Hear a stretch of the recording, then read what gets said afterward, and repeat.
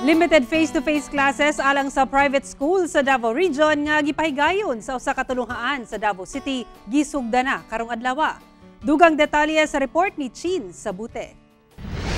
Excited nga misulod ang siyam ka mga estudyante gikan sa kinder hangtod grade 3 sa Faith International Academy sa Davao City.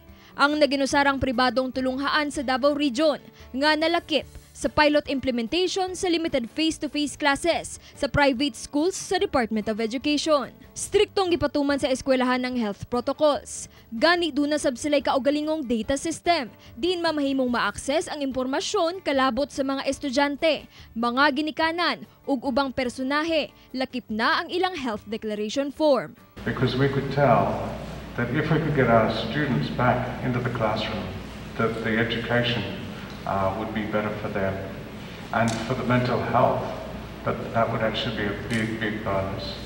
Because a lot of our students don't have extended families here.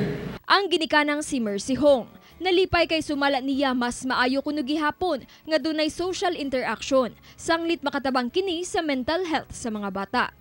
Still, we have to go on with the education of our kids, which is very important. So I really encourage other parents to, as long as the standard protocols of safety is implemented and observed.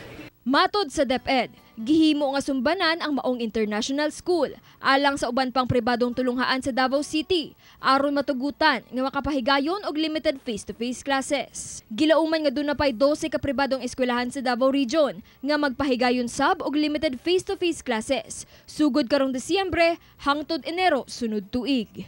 The intent, really, the penultimate intent is to have all the schools in the country, both public and private, open and go back to the face-to-face implementation. But we have to do it gradually because there is still a problem with COVID. Kauban si Bebot Kahes sa kamera. Ako si Chin Sabute para sa One Mindanao.